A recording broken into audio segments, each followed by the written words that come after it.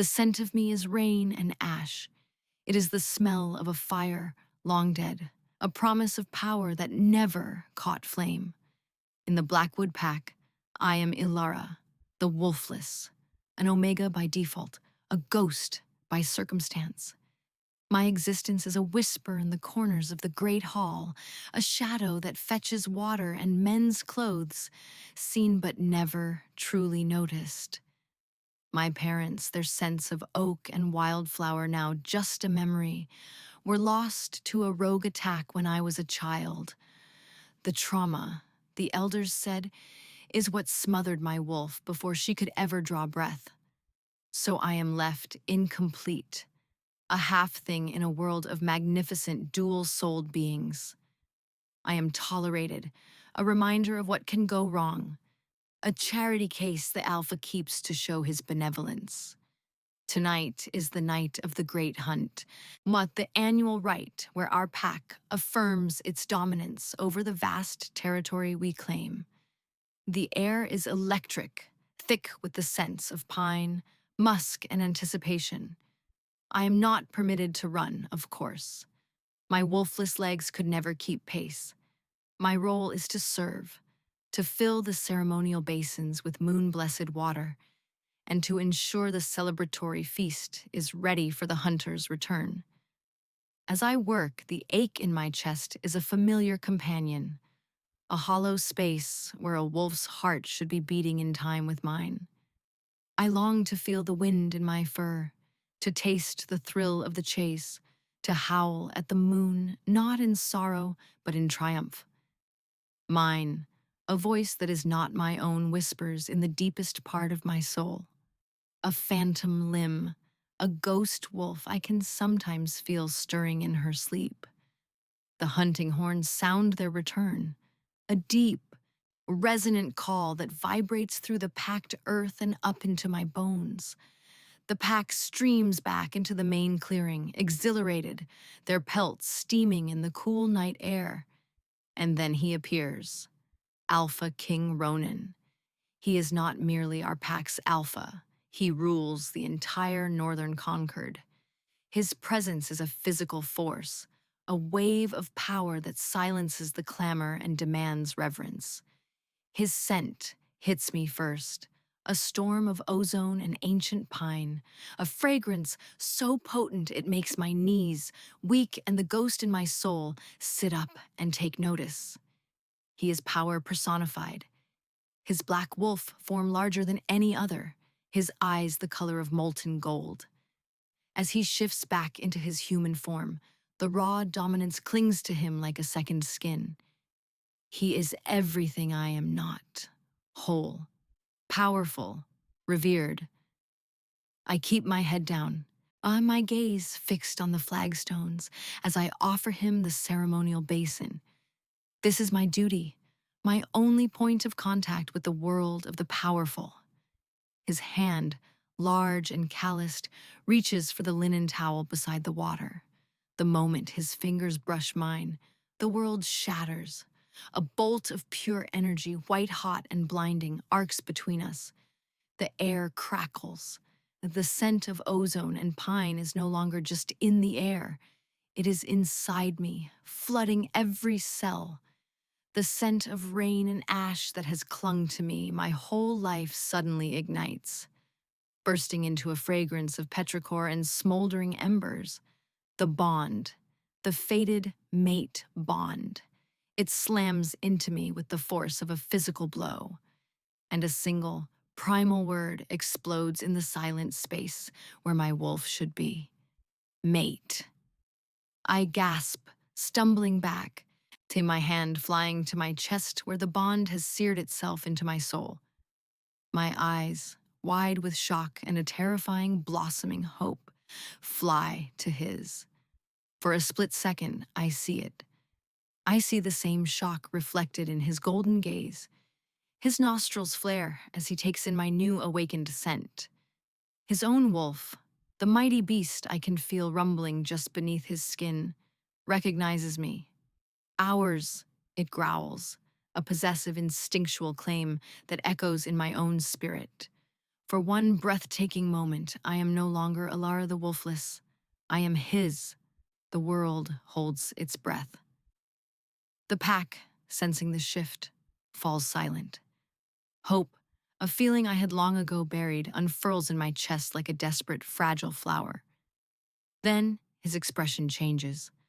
The shock morphs into disbelief, and then into something cold and sharp.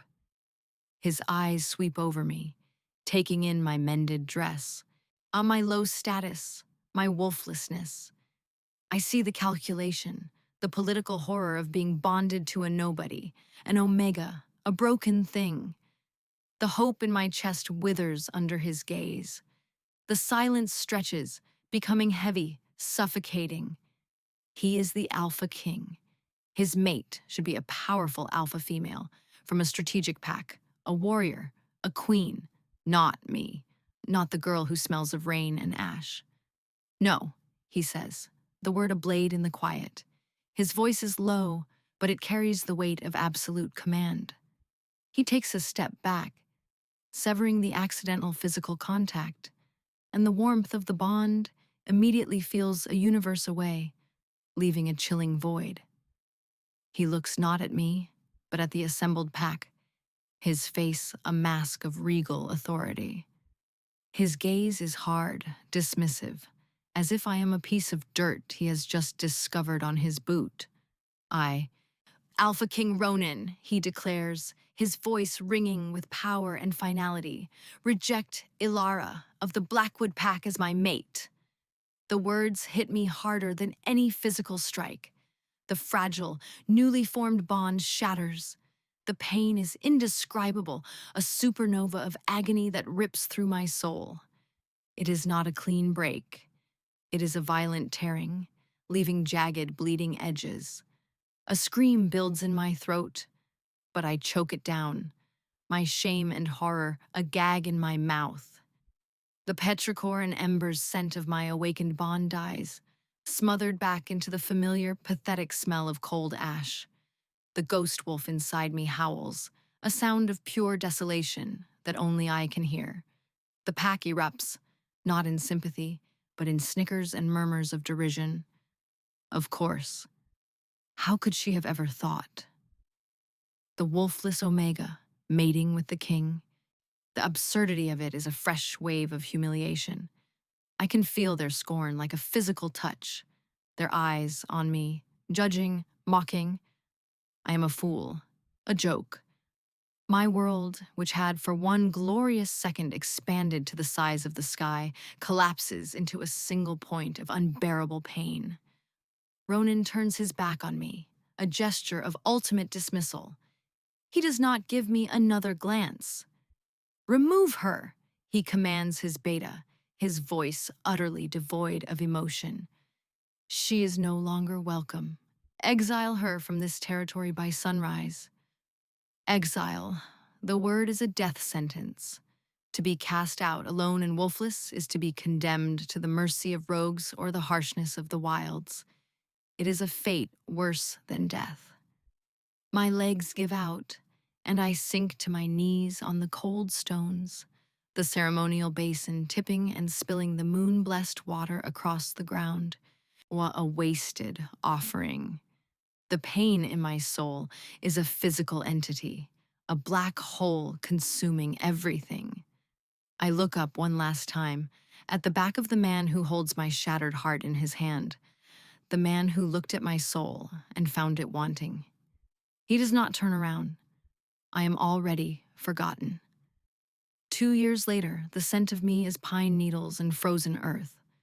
The girl who smelled of rain and ash is a ghost, a memory that belongs to another life. I am no longer Ilara of the Blackwood Pack. I am just Ilara, a hunter, a survivor. The Shadowfen, the cursed forest I was exiled to, did not kill me. It forged me. The soft hands that once served are now calloused and scarred. The body that was once meek is now lean and hard, with muscle earned from climbing, tracking, and fighting for every meal. My wolf, the ghost I once felt, is no longer silent. The agony of the rejection, the sheer will to survive that first brutal winter, it broke something open inside me. She awoke not with a howl, but with a slow, cold burn. She is not like the wolves of my old pack.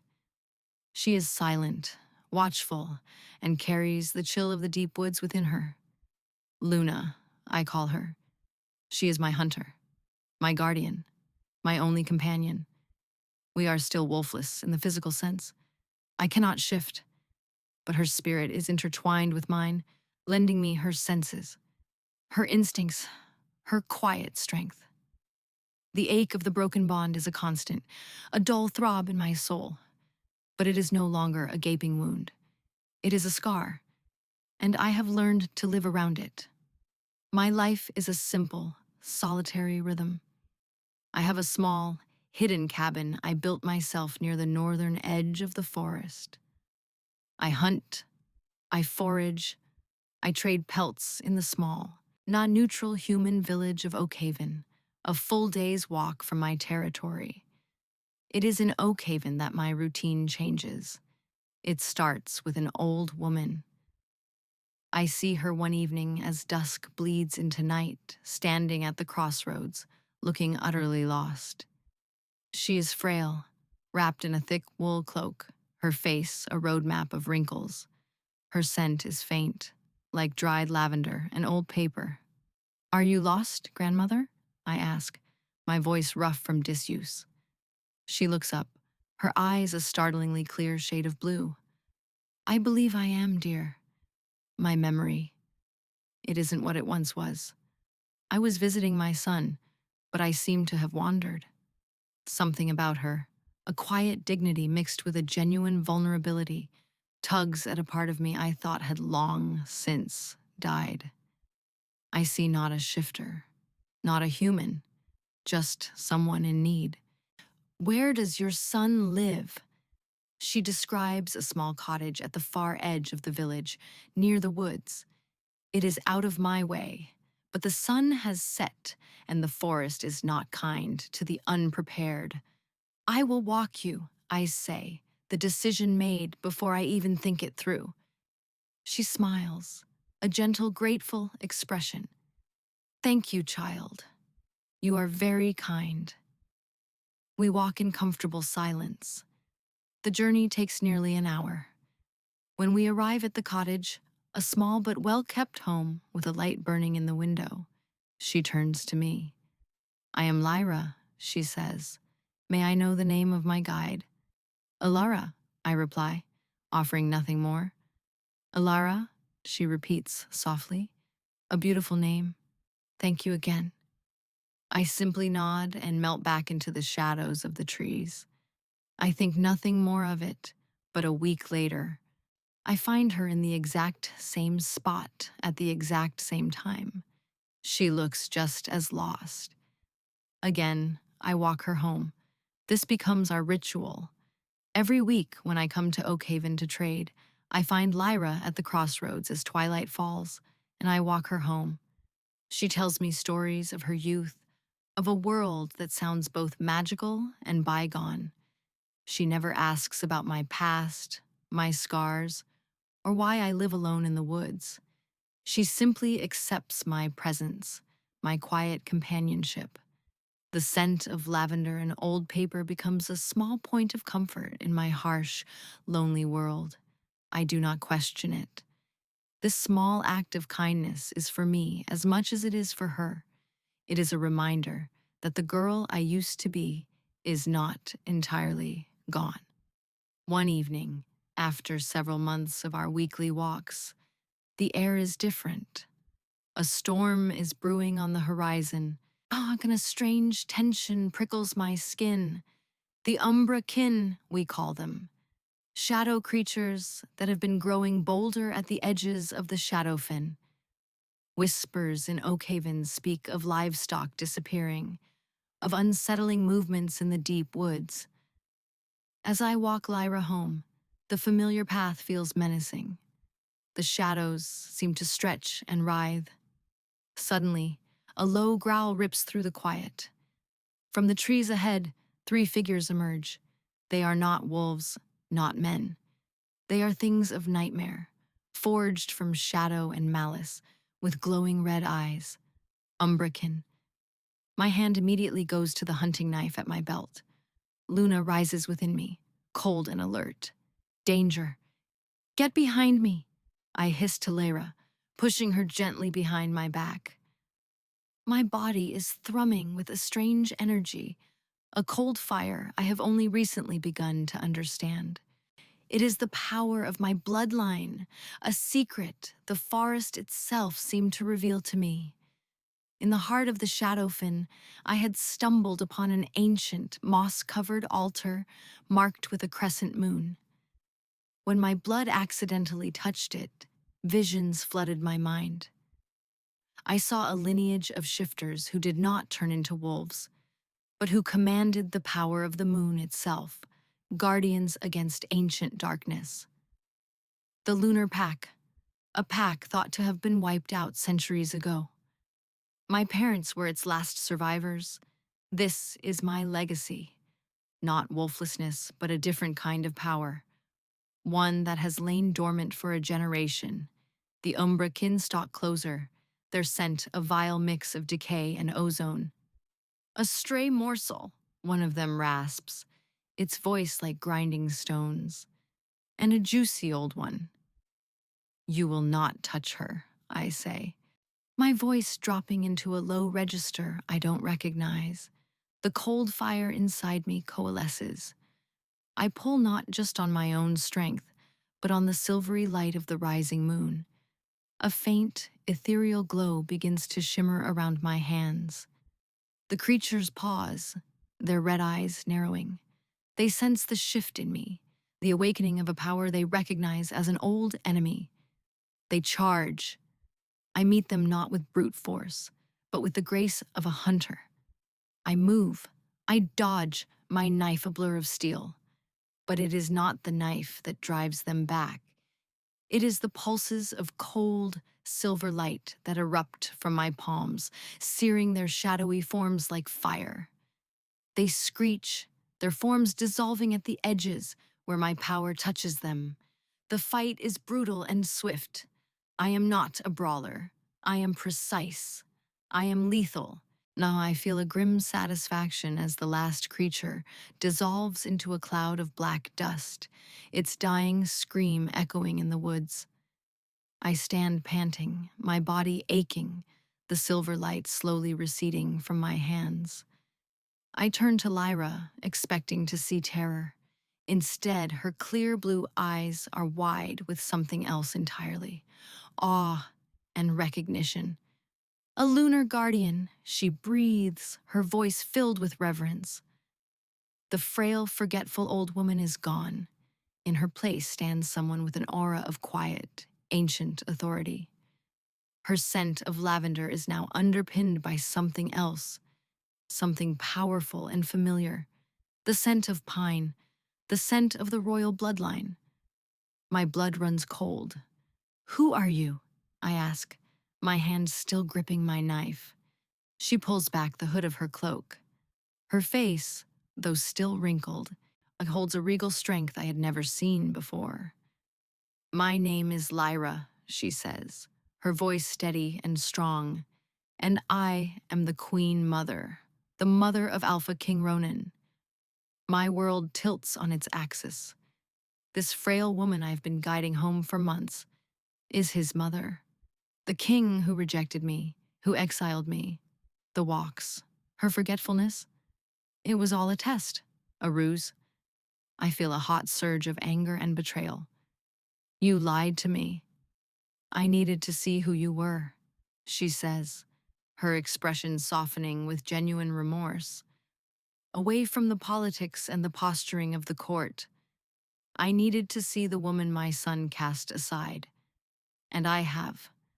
I've seen a woman with more strength, kindness, and honor in her little finger than any of the alpha females who vie for his attention. She takes a step closer. My son made a terrible mistake, Ilara. A mistake that has been slowly destroying him. a mistake that is now putting our entire kingdom at risk. The Umbrakin are rising, and their leader is drawn to the schism he created when he broke his bond with you. The kingdom needs a lunar guardian. My son, he needs his mate. I stare at her, my heart a maelstrom of conflicting emotions, anger, pain, and a flicker of the old, deep-seated longing for the man whose scent is still imprinted on my soul. He rejected me, I say, the words tasting like poison. He cast me out to die. And he has been living in his own exile ever since, she replies sadly. I am not asking you to forgive him. I am asking you to come back. Not as a supplicant, not as an Omega, but as the last of your line, as a warrior the likes of which this world has not seen in centuries. Come back and help us save our people. The choice after that will be yours and yours alone. I am Ronan, I am king, and I am a fool. For 2 years, this truth has been my shadow, my constant companion in the suffocating silence of my own mind. My wolf, Kale never lets me forget it. He is a furious, sullen beast, a constant rumble of rage and regret in my chest. From the moment I uttered those damnable words of rejection, he has been at war with me. Fool, he snarls when I try to sleep, the word echoing in the emptiness of my chambers. Hours. You threw away OURS. The physical toll has been immense. The broken bond is a wound that never heals. It is a constant, gnawing ache deep in my soul, a void that no amount of power or duty can fill. At night, I am haunted by a phantom scent, rain and ash. It clings to my pillows, wafts through the council chambers. It teases me on the wind, a ghost of the woman I sent away. I have tried to move on.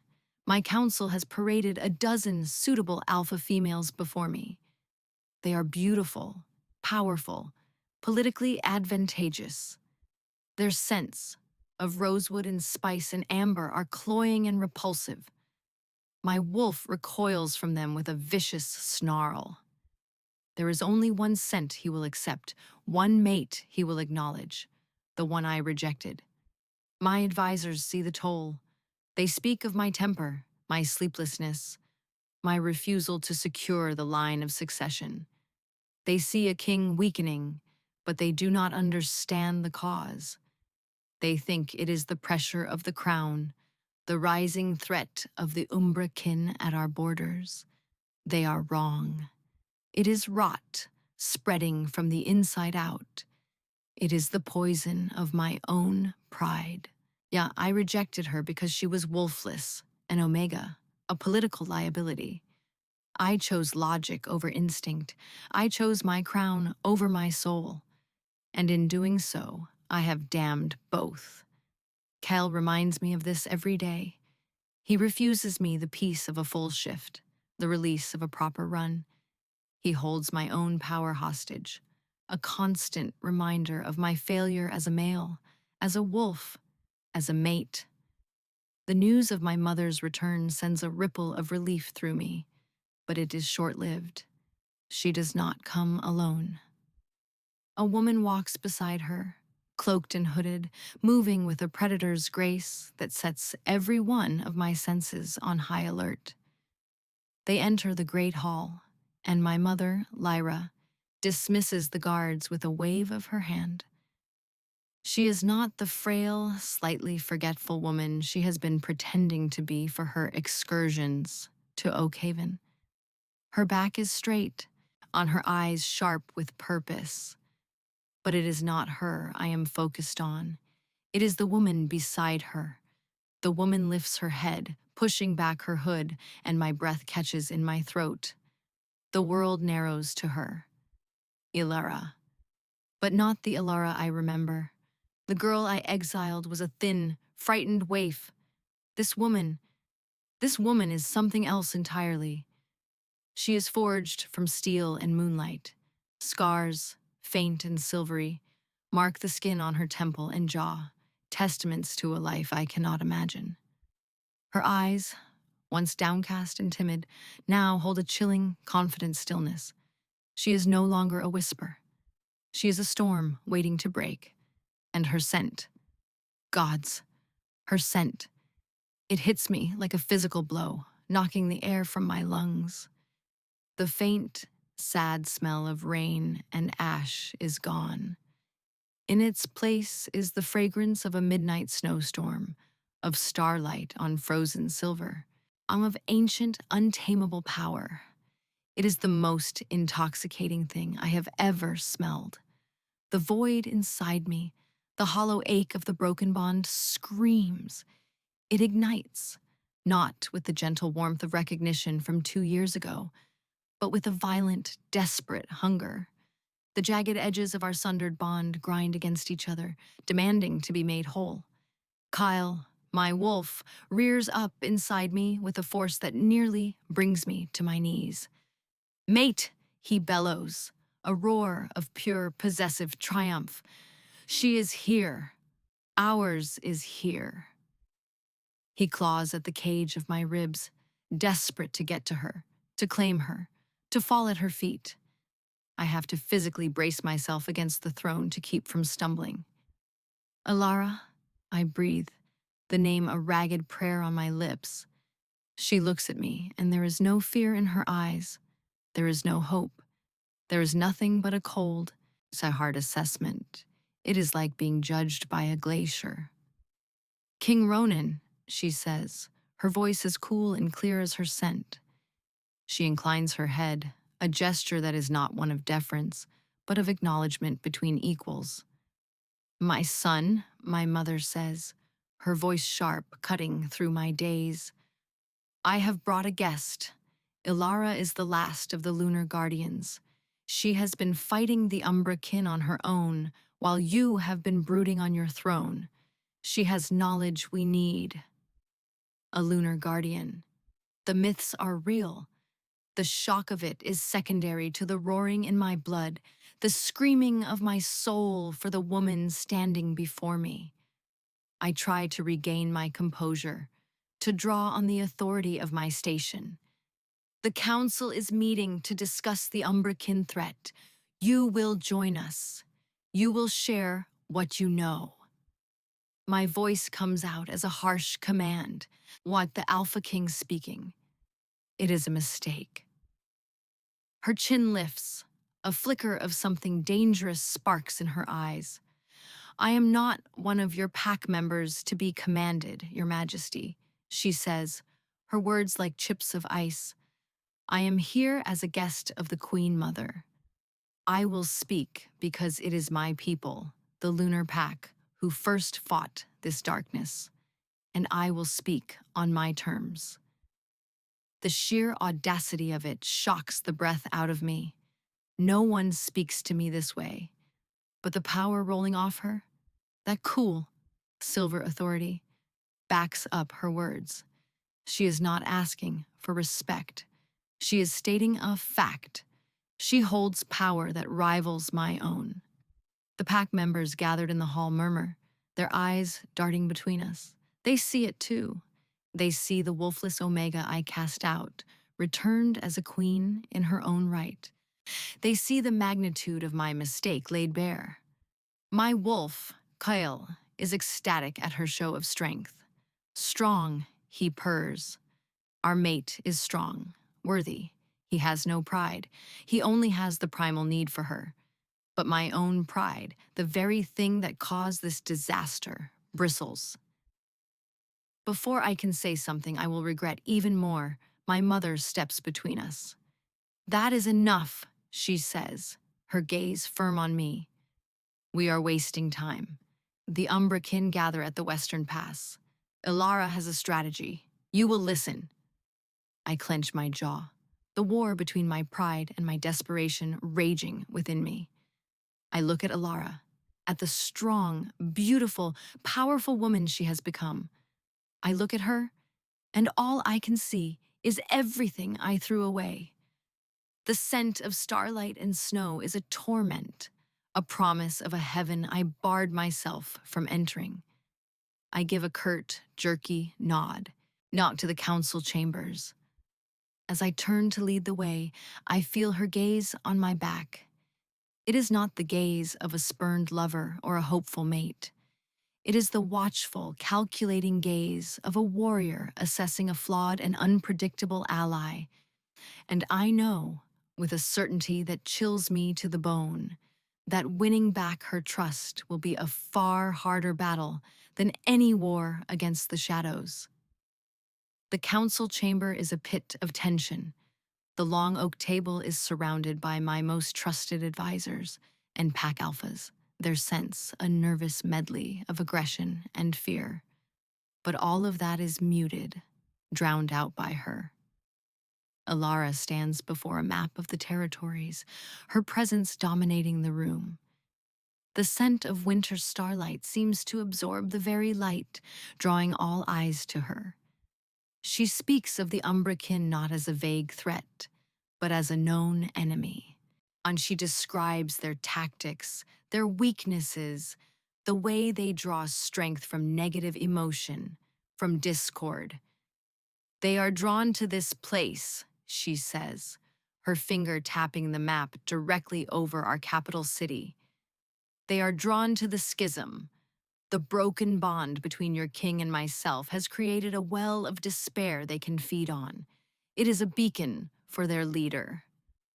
A heavy silence falls over the room.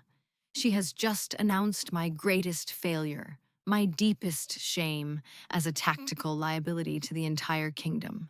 My face burns. I want to roar, to deny it, to assert my authority, but I cannot, because I know she is right.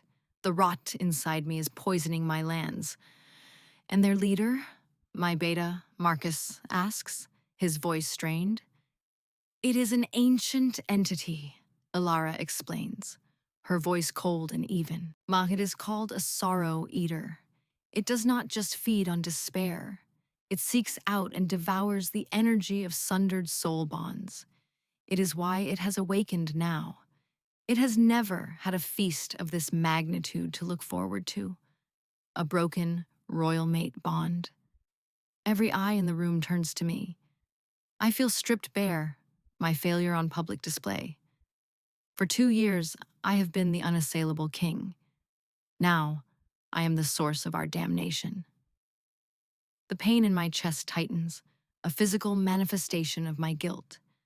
Suddenly, the warning horns blare from the western watchtower, a frantic, desperate cry, an attack. They are here, Alara says, not with panic, but with grim certainty. They are testing the defenses.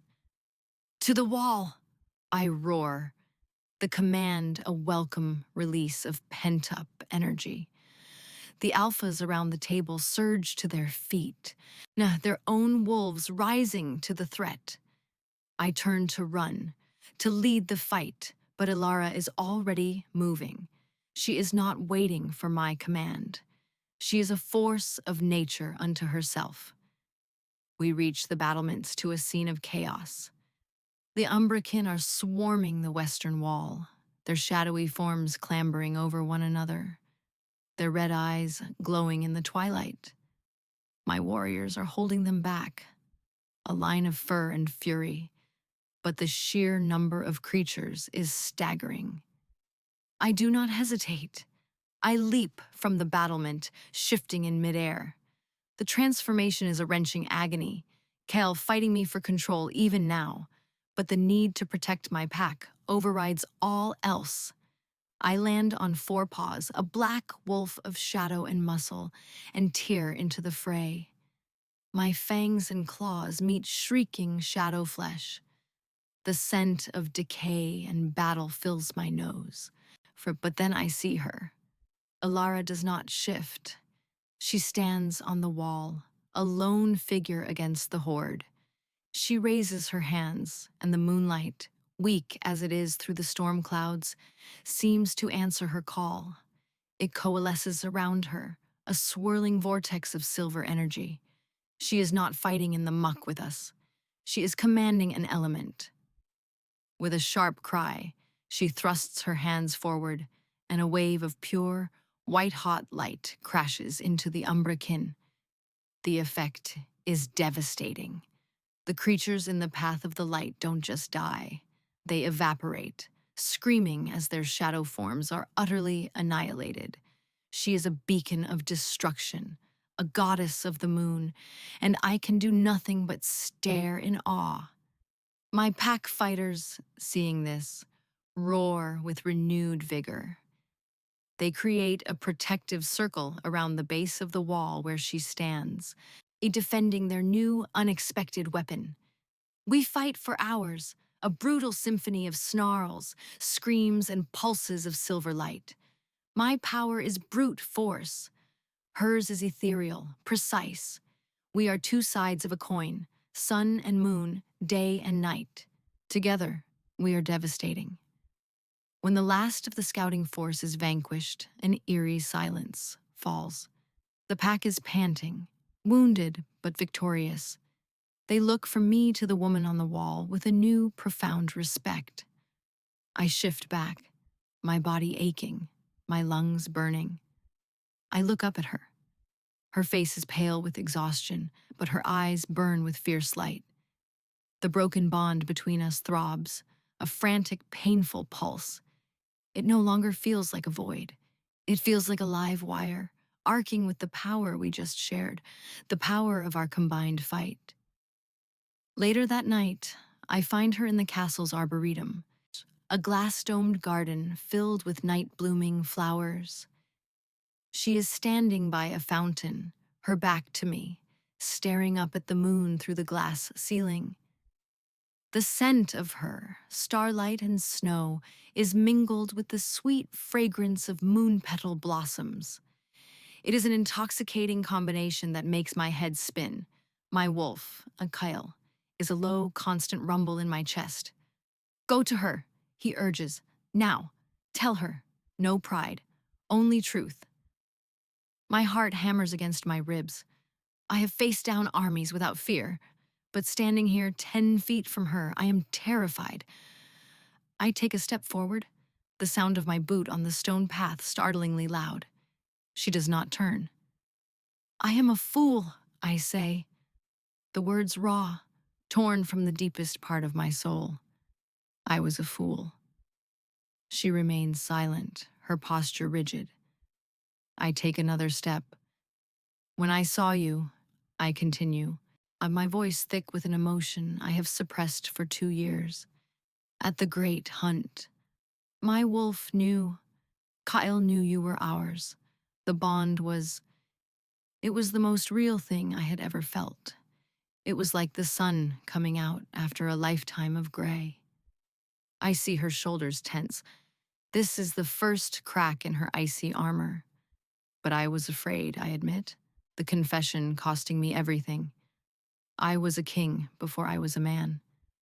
I was taught that a mate was a political tool, a means to an heir, a consolidation of power. And I saw you, and you were an omega, wolfless, everything my father and my council had warned me against, my pride, my arrogance.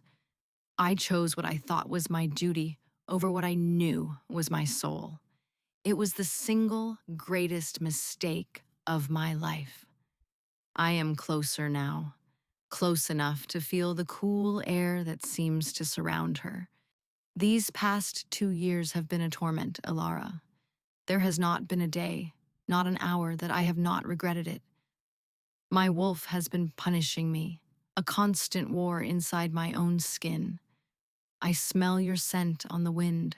I see you in my dreams. Rejecting you, it did not save me.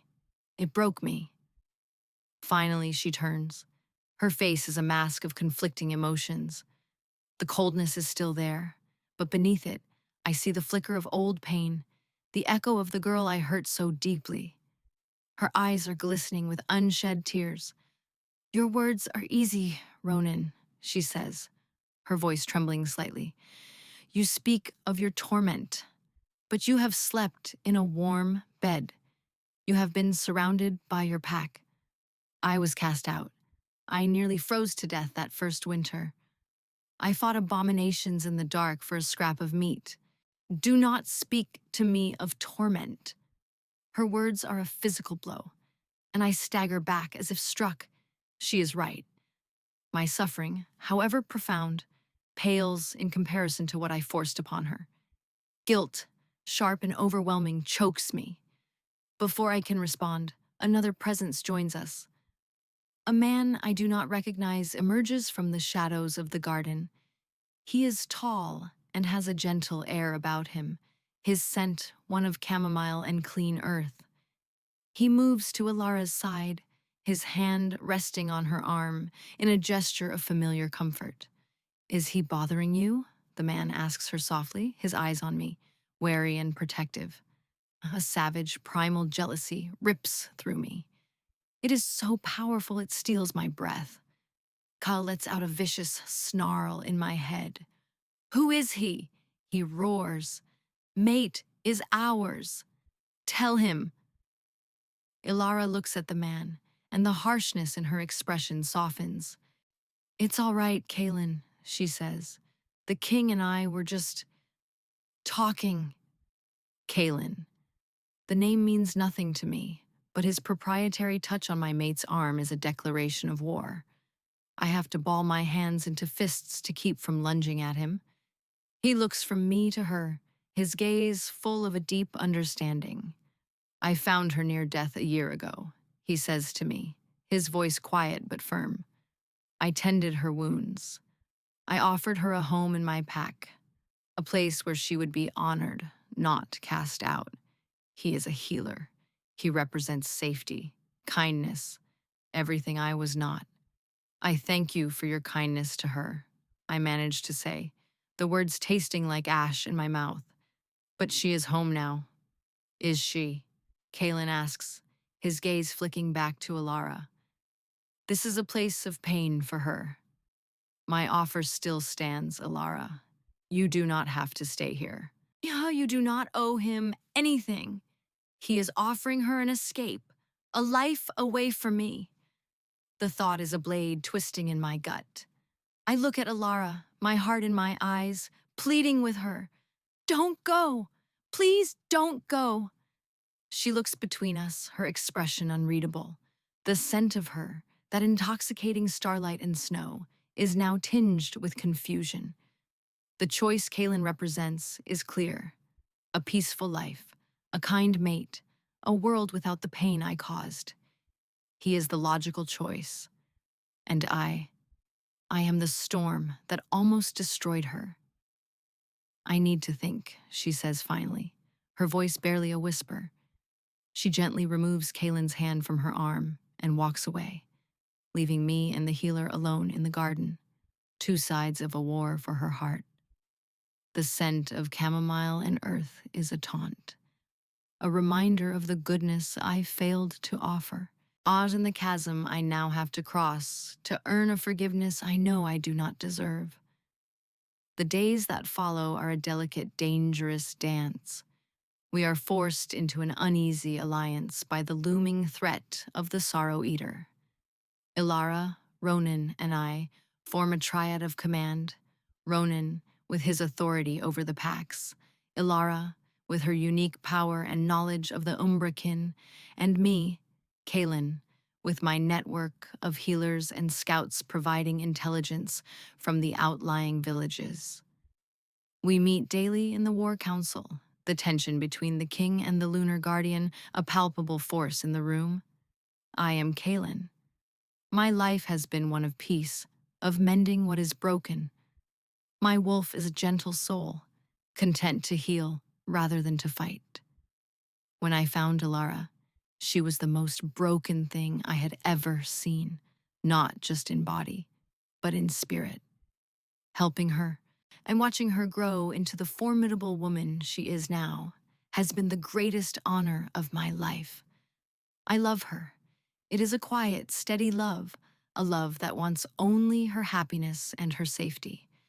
And I see, with a clarity that aches, that her happiness may not lie with me. I watch them together. When Ronan looks at her, It is with a desperate, soul-deep hunger that is painful to witness. He follows her with his eyes, hangs on her every word. He has stripped himself of his pride, layer by layer. He defers to her strategies.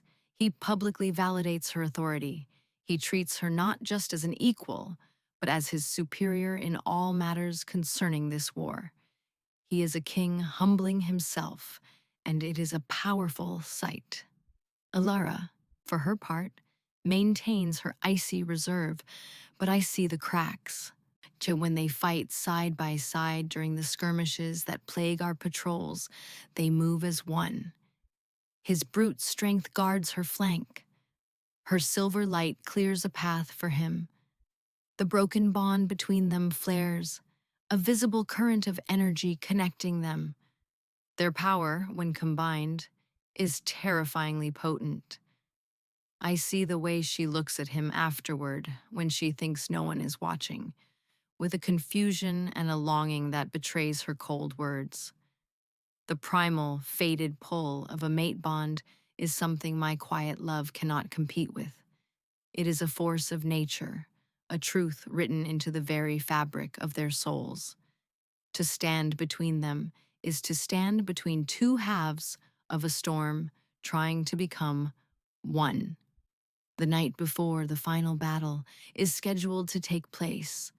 I find her alone on the high balcony overlooking the capital. The city is quiet, a nervous energy humming beneath the surface. He is not the man who hurt you, I say softly, coming to stand beside her. She flinches but doesn't look at me. I know. You are my friend, Ilara, I continue, my heart heavy with the words I know I must say. More than a friend. What I feel for you is real, but it is gentle. It is like a hearth fire. What he feels for you, what you feel for him, that is a wildfire. It can destroy everything, or it can forge something new and unbreakable. You cannot ignore it. She finally turns to me, her eyes filled with a sad, grateful light. Kaelin, you showed me that I was worthy of kindness. You saved me in more ways than you know. Then let me save you one last time, I say, reaching out to gently cup her cheek. Do not choose safety over destiny. Do not choose me because you are afraid of him. Your path is intertwined with his. The fate of this kingdom depends on it. Your soul depends on it. I lean in and press a soft, final kiss to her forehead. I will not be a second choice. You deserve to be first, to be everything, and for him, you are. I turn and walk away, leaving her on the balcony. It is the hardest thing I have ever done. My wolf whimpers in my chest, mourning a loss that was never truly a victory to be had. But it is the right thing to do. She deserves a whole heart, and hers is not, and will never be, entirely mine. I leave the capital that night, my duty here done. I leave her to face her destiny, to choose her future, knowing I did my part to help her heal enough to make that choice from a position of strength, not fear. The dawn of the final battle breaks. Cold and gray, the air is thick with dread. The Sorrow Eater has amassed its army of Umbra kin at the base of the mountain pass, leading to the city. Our forces are gathered in the main plaza, a sea of grim, determined faces. I stand on the steps of the great hall, my mother beside me. I am Ilara, and today I will make my choice. Ronan stands before the assembled packs. He is not wearing his crown. He is dressed in simple black leather, a warrior among warriors. His eyes find mine across the plaza, and the look in them is one of utter surrender. He raises his hands, calling for silence. The nervous chatter dies down. Warriors of the conquered, he begins, his voice resonating with power, but laced with a humility No one has ever heard from him before. We face a great darkness today. A darkness that was given purchase in our lands by my own weakness, by my own pride. A shocked murmur ripples through the crowd. He is confessing his failure to them all. 2 years ago, he continues, his gaze locked on me. The goddess granted me the greatest gift a wolf can receive. She gave me my mate, my other half, my soul. His voice breaks on the word. And I, in my arrogance and my fear, I rejected that gift. I broke our bond and cast her out. The crowd is utterly silent now, hanging on his every word. My heart is hammering against my ribs, a wild, frantic bird. This is it, the public reversal. My actions have brought this plague upon us, he says, his voice thick with self-loathing. The sorrow eater feeds on the wound I created. My sin is the reason we are all in peril today. He takes a deep breath, and then he does something that shatters the last of my resolve. He walks forward through the ranks of his own warriors until he stands in the open space before me. And then, the Alpha King, the ruler of the Northern Concord, the most powerful shifter on the continent, drops to one knee. The collective gasp of thousands of wolves is a single, sharp sound. He bows his head, and then, in the ultimate gesture of submission, he bares his throat. I, Ronan of the Blackwood Pack, he says, his voice ragged but clear for all to hear, publicly and formally revoke my rejection of Alara of the Lunar Pack. I was wrong. I was a fool. I am not worthy of her, but my soul is hers, and has been from the moment I first saw her. He looks up at me then, his golden eyes swimming with unshed tears. The raw, desperate love in them is a physical force. I'm not asking you to accept me, Ilara, he says, his voice dropping so only I can hear it. I am not asking for your forgiveness. That is something I must spend a lifetime earning, if you even allow me to try. I am only asking you to know the truth, that I love you, that I have always loved you, whether you choose to stay or to leave, whether you fight by my side or walk away from this kingdom forever. My life is yours. I offer you your complete freedom. I release you from any obligation, any shadow of the bond I tried to force. Be free, be happy. That is all I ask. Tears are streaming down my face now, hot and unstoppable. This is the grovel. This is not a king's manipulation. This is the bared soul of a man who has been utterly broken and remade. My wolf, Luna, who has been a silent, cold presence for so long, purrs within me. A deep, resonant sound of pure contentment. Ours, she whispers. He is ours now, humbled, worthy, forgiven. The choice is clear. It is not a choice made of pity or desperation. It is a choice made from a position of absolute power. I could walk away. I could let him kneel there forever. But my own soul, the part of me that has ached for him for 2 long years, screams its answer. I step forward and place my hand on his bowed head. He flinches, as if expecting a blow. Instead, I gently thread my fingers through his hair. "Get up, Ronan," I whisper. He looks up at me, his expression a mixture of disbelief and fragile hope. "I choose you," I say, my voice ringing with a newfound strength. "I choose us." As the words leave my lips, the world explodes in light. The broken bond does not just heal, it reforges. A torrent of energy, my gold and silver, sun and moon, erupts from where my hand touches his head. It arcs between us, a visible, brilliant cord of power that wraps around us both. The pain in my soul vanishes, replaced by a feeling of absolute perfect wholeness. I am no longer just Ilara. He is no longer just Ronan. We are one. The power that fills me is immense, staggering. It is my own lunar magic amplified 100-fold by his raw alpha strength. From the mountain pass, a terrible shriek of fury and hunger echoes. The Sorrow Eater feels its intended meal being snatched away. It feels the broken bond being made whole, and it is enraged.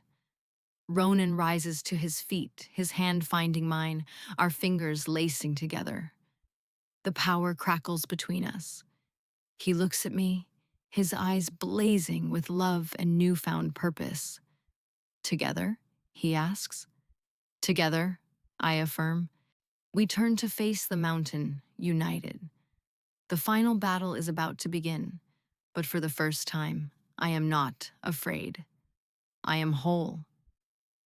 The Sorrow Eater descends upon us. It is a monstrosity of shifting shadows and despair, a being larger than any 10 wolves, its form coalescing around a core of pure, malevolent hunger. Its red eyes fixate on Ronan and me, burning with a hatred that chills the air. The Umbrakin pour down the mountainside around it, a tide of blackness and screeching rage. For the conquered! Ronan roars, and his voice is not just a command, it is a beacon of our unified power. The pack warriors howl in response, a single, deafening cry of defiance and charge. Ronan and I do not charge with them. We stand our ground, hand in hand, a silent anchor in the storm of battle. The power of our completed bond flows between us, a tangible river of gold and silver light. I can feel his strength, his raw physical might, pouring into me. Through our connection, he can feel my magic, the cool, precise control of the moonlight. We are more than just a king and a guardian. We are a single weapon. It is feeding on the fear of the battlefield, I say to him, not with my voice, but through the bond, our thoughts flowing freely between us. We have to strike at the heart of it. I will draw its attention, he sends back, his thought a surge of protective resolve. Create your opening. He releases my hand and shifts. The transformation is instantaneous, explosive. He is no longer just a black wolf. Streaks of gold light, the power of our bond, run through his fur. He is larger, faster, more powerful than ever before.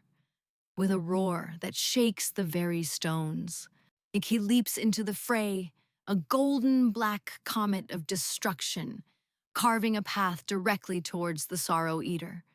The great beast, seeing the source of its frustration, turns its full attention on him. It lashes out with shadowy tendrils, but Ronan is too fast, too strong. He dodges and weaves, his fangs and claws tearing at the creature's ephemeral flesh.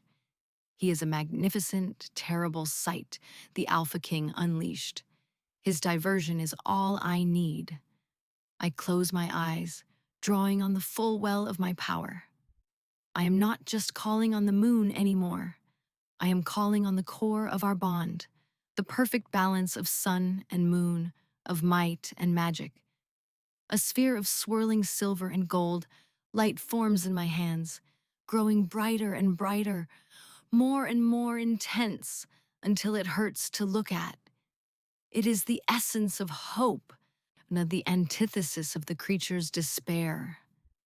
Now, Ilara, Ronan's voice cries out in my mind. He has fought his way to the creature's base, sinking his fangs into one of its shadowy legs, anchoring it in place despite the agony it causes him. I open my eyes and unleash everything I have. With a scream that is part rage, part grief, part triumph, I hurl the sphere of light. It flies through the air, a miniature sun, and strikes the Sorrow Eater directly in its chest. For a moment, there is only silence. Then, a soundless explosion of pure, cleansing light. The creature lets out a final soul-tearing shriek as the light consumes it from the inside out. It doesn't just dissolve, it is unmade, its essence of despair and shadow utterly annihilated by the concentrated power of our love, our bond made whole. As it vanishes, another remaining Umbrakin falter, their connection to their master severed. They screech in confusion and terror, and then, like smoke in the wind, they too dissipate, their forms unable to hold in the sudden absence of their leader's will. The battlefield falls silent. The fighting stops. Warriors, both wounded and whole, stare at the spot where the great beast once stood, now empty. The sun, as if on cue, breaks through the gray clouds, bathing the valley in warm, golden light. A cheer starts, then swells, then becomes a deafening roar of victory. My legs give out, the expenditure of power leaving me utterly drained. Before I can hit the ground, strong arms are around me. Ronan, shifted back to his human form, holds me close.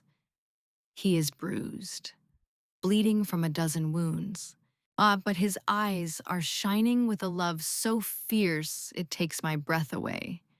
"You did it," he whispers, his voice thick with awe. "We did it.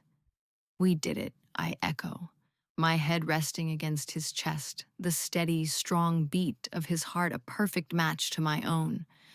I breathe in his scent, ozone and pine, now permanently mingled with my own starlight and snow.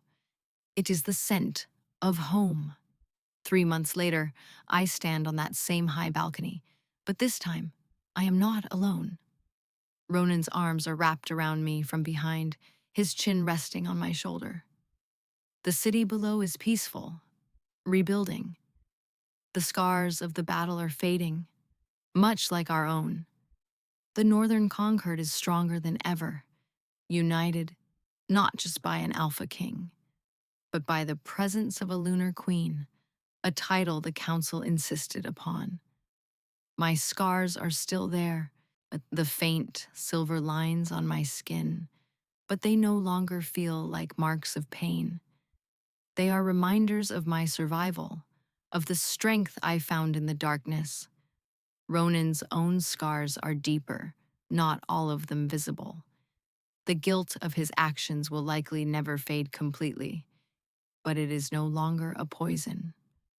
It is a lesson, a humbling reminder that has made him a better king, a better man. He never gives a command without first seeking my counsel. We rule side by side, a true partnership built from the ashes of our painful past. My mother, Lyra, is a constant, joyful presence, her days of pretending to be a frail old woman long behind her. She is busy, she says, preparing the kingdom for its next chapter. I place a hand on my still flat stomach, where a new tiny spark of life has just begun. A new bond, a new soul, forged from sun and moon.